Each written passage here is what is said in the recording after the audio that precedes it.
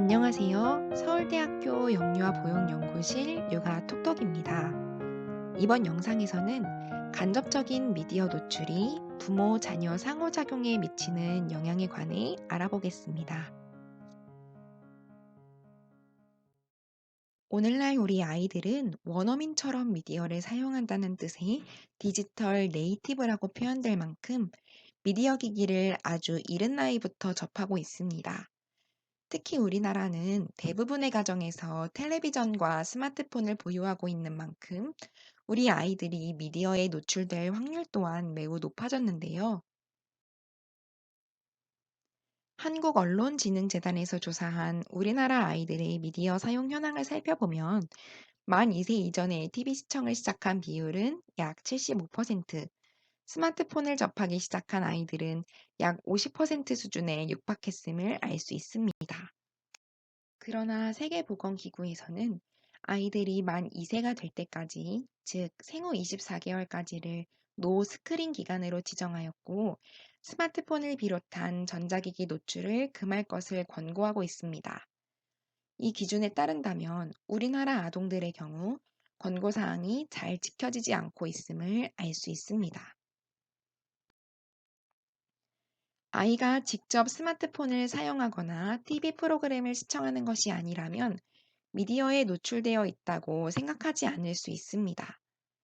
그러나 몇 가지 연구에 따르면 아이들이 직접 미디어를 활용하지 않더라도 부모님이나 주변 환경에서 미디어를 사용하는 경우라면 아이의 발달에 영향을 미친다는 것이 밝혀졌습니다.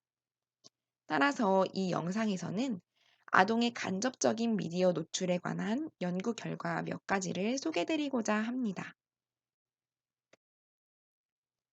백그라운드 미디어란 아이들이 의도하지 않게 텔레비전이나 스마트폰 같은 미디어에 노출되는 것을 의미합니다.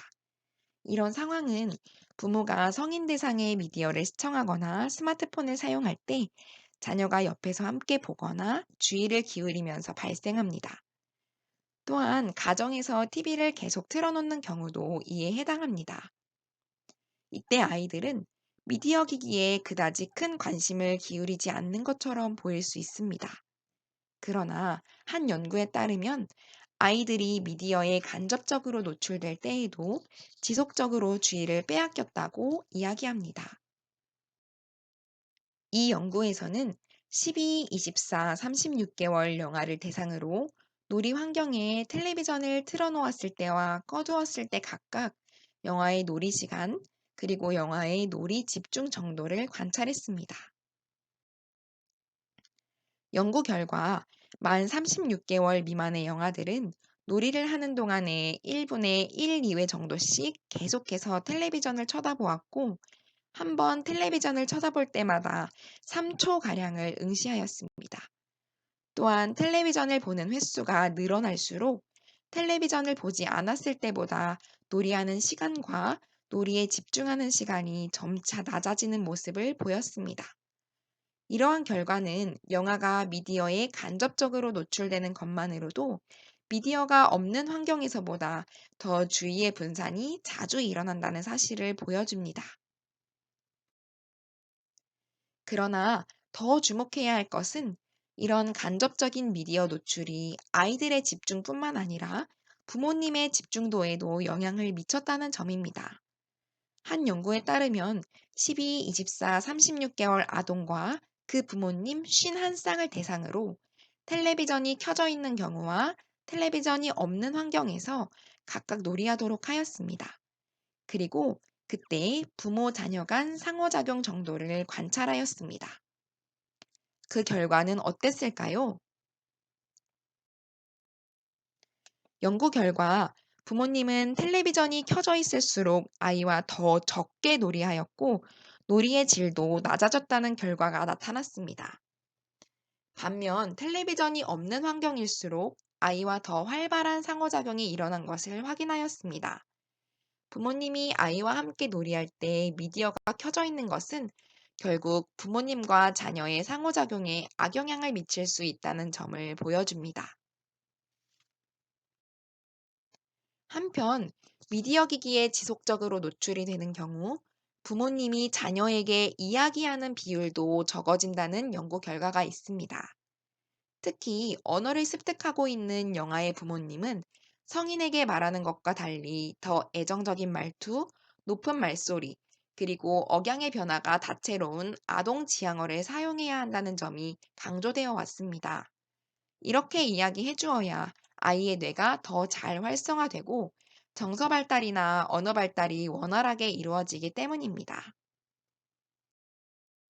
그러나 한 연구에 따르면 미디어 기기에 노출된 상황에서의 부모님은 아동 지향어를 사용하는 비율이 매우 낮아지는 결과를 보였습니다. 이 연구에서는 텔레비전이 켜져 있는 환경에서 부모님과 자녀의 발화량을 각각 측정하였습니다. 연구 결과 텔레비전에 노출되어 있는 시간이 늘어날수록 아동의 발화도 감소하였으며 부모님의 발화 정도도 감소하는 모습을 보였습니다. 특히 부모님이 텔레비전에 1시간씩 더 노출될 때마다 아이에게 건네는 단어의 수는 7%씩이나 적어진다는 심각한 결과로 나타났습니다. 이러한 점을 종합해 보았을 때 미디어에 간접적으로 노출되는 것은 아이의 집중도를 떨어뜨린다는 부작용도 있지만 부모님의 주의를 분산시켜서 자녀와의 상호작용을 감소시키고 결과적으로 자녀의 인지 발달과 언어 발달에 부정적인 영향을 미친다는 것을 보여줍니다. 그렇다면 우리 자녀의 간접적인 미디어 노출을 피하는 방법엔 무엇이 있을까요? 첫째, 아이와 놀이할 땐 질 높은 상호작용을 위해 되도록 텔레비전이나 스마트폰의 알림을 꺼주세요. 이러한 방법은 부모님이 자녀와의 놀이에 온전히 집중할 수 있게 하고 아이 또한 부모님이 자신과의 놀이를 다른 것들보다 더 중요하게 여긴다는 느낌을 받게 합니다.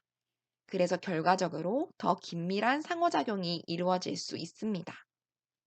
둘째, 오늘날 부모님께서 미디어를 아예 사용하지 않는 것이란 어쩌면 불가능한 일일지도 모릅니다.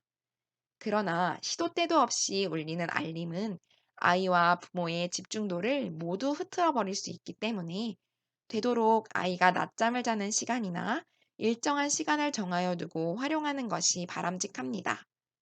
이 방법들은 사실 특별해 보이지 않을 수 있습니다.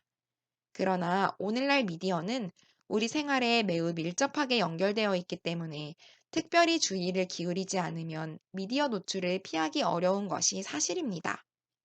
그렇기 때문에 우리가 아주 기본적인 방법부터 실천해 나가는 것만으로도 간접적인 미디어 노출과 관련한 부정적인 영향들을 피할 수 있는 첫 시작이 될 수 있다고 생각합니다.